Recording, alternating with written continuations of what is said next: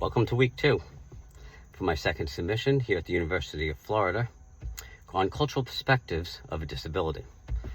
This is our second reflection and a journal entry. In this one, I reflected on Jody Barnes' poem, Ursa Minor, and the cultural perspectives of a disability and how it brings it forward.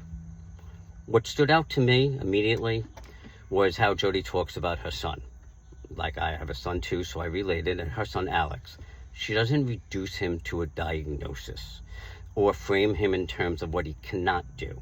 Instead, she looks at it of what he can do. She describes him with love, with awe, dignity.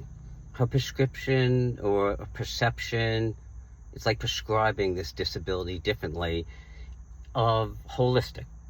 Alex is a complete person, not described just about having a disability. His value, beauty. A disability is just part of who he is. It's kind of like a video I recently saw where somebody said the disability doesn't define them. We don't thank somebody for waking up and eating their Cheerios in the morning. It's just who they are. They don't want to be defined by it. And as parents, we don't define our children by it because they are a lot smarter than we think. And that can become a crutch. And I'm continue to learn that as she resists the idea that a disability defines him negatively. A disability, as I say, is not an inability. It's your greatest superpower. And the sooner that we can treat not only our children, but society like that, it makes sure that we can have access to more things and accommodations as well. That perspective is very different from the way, teachers and doctors in the poem view him. Their approach is more medicalized and deficit focused. They highlight what Alex lacks or how he doesn't meet normal developmental expectations. This reflects the medical model of a disability, where disability is seen as a problem to be fixed or managed. In Jody's view, in contrast, aligns more with the social and cultural models of a disability, which emphasize identity, belonging, and the impact of environment and attitudes rather than a personal deficit. The reflection, again, I try to always make it more personal to me. Because of my son with unseen disabilities, his challenges aren't always obvious to others. And a lot of people go, oh, he's doing great. Oh, he's fine. They don't know. So I've seen how schools and professionals sometimes doubt his needs, and what really needs to be done, especially with IEP time in the beginning of school that just started. They question whether his disability is real or not. Too often they focus on limitations instead of focusing and recognizing his strengths, his creativity, and his individual, and that's what it really needs to be. Like Jody, I've had to push back, and I continue to push back and advocate for my son and for others against those deficit narratives.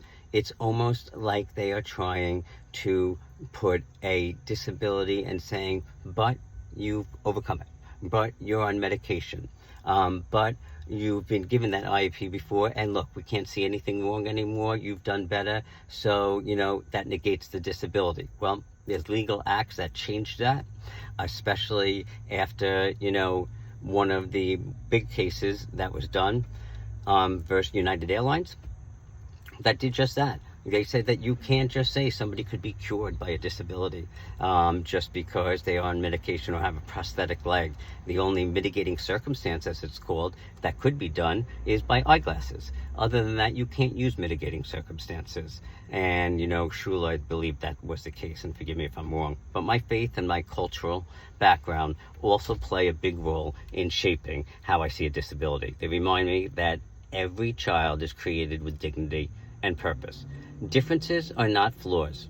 They are part of the richness of human diversity.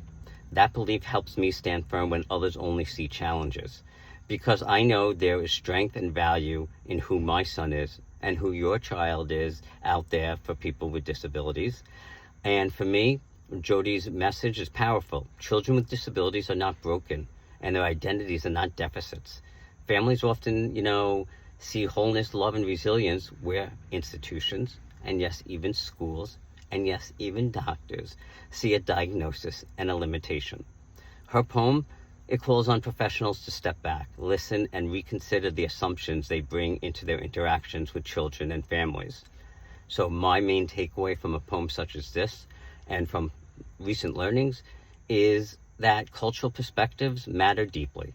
in how disability is understood. As professionals, we can't impose a single narrative. We need to honor families' voices, respect their cultural frameworks, and take seriously the way they describe their children.